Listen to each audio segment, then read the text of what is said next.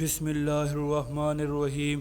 شروع اللہ کے نام سے جو بڑا مہربان نہایت رحم والا ہے۔ مکرم سامعین السلام علیکم۔ حضرت داؤد نبی علیہ السلام بادشاہ کیسے بنے؟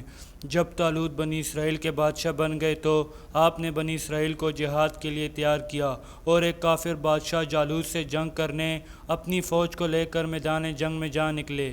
جالوت بہت ہی قدور اور نہایت ہی طاقتور بادشاہ تھا۔ وہ اپنے سر پر لوہے کی جو ٹوپی پہنتا تھا اس کا وزن 300 رطل تھا۔ جب دونوں فوجیں میدان جنگ میں لڑائی کے لیے صف آرائی کر چکی تو حضرت طالوت نے اپنے لشکر میں یہ اعلان فرما دیا کہ جو شخص جالوت کو قتل کرے گا میں اپنی شہزادی کا نکاح اس کے ساتھ کر دوں گا اور اپنی آدھی سلطنت بھی اس کو عطا کر دوں گا۔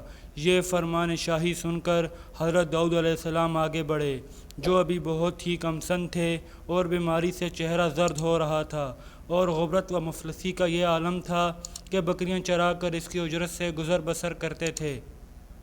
روایت میں ہے کہ جب حضرت داؤد علیہ السلام گھر سے جہاد کے لیے روانہ ہوئے تو راستے میں ایک پتھر نے بول کر کہا، اے حضرت داؤد علیہ السلام مجھے اٹھا لیجئے کیونکہ میں حضرت موسیٰ علیہ السلام کا پتر ہوں۔ پھر دوسرے پتھر نے آپ کو پکارا کہ اے حضرت داؤد علیہ السلام مجھے اٹھا لیجئے کیونکہ میں حضرت ہارون علیہ السلام کا پتھر ہوں۔ پھر ایک تیسرے پتھر نے آپ کو پکار کر عرض کیا، اے حضرت داؤد علیہ السلام مجھے اٹھا لیجئے کیونکہ میں جالوت کا قاتل ہوں۔ آپ نے ان تینوں پتھروں کو اٹھا کر اپنے تھیلے میں رکھ لیا۔ جب جنگ شروع ہوئی تو حضرت داؤد علیہ السلام نے اپنی گوپھن لے کر صفوں سے آگے بڑھے اور جب جالوت پر آپ کی نظر پڑی تو آپ نے تینوں پتھروں کو اپنی گوپھن میں رکھ کر اور بسم اللہ پڑھ کر گوپھن سے تینوں پتھروں کو جالوت کے اوپر پھینکا۔ جب یہ تینوں پتھر جا کر جالوت کی ناک اور کھوپڑی پر لگے اور اس کے بیجے کو پاش پاش کر کے سر کے پیچھے سے نکل کر 30 جالوتیوں کو جا لگے اور سب کے سب مقتول ہو کر گر پڑے۔ پھر حضرت داؤد علیہ السلام نے جالوت کی لاش کو گھسیٹتے ہوئے لا کر اپنے بادشاہ حضرت طالوت کے قدموں میں ڈال دیا۔ اس پر حضرت طالوت اور بنی اسرائیل بے حد خوش ہوئے۔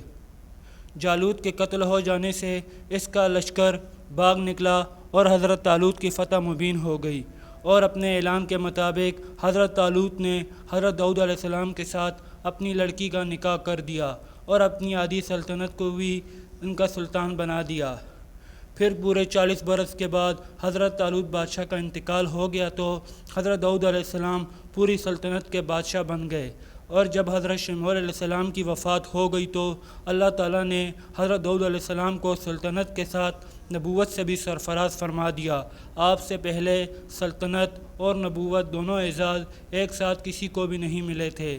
آپ پہلے شخص ہیں۔ ان دونوں عہدوں پر فائز ہو کر 70 برس تک سلطنت اور نبوت دونوں منصوبوں کے فرائض پورے کرتے رہے، اور پھر آپ کے بعد آپ کے فرزند حضرت سلیمان علیہ السلام کو بھی اللہ تعالیٰ نے سلطنت اور نبوت دونوں مرتبوں سے سرفراز فرما دیا۔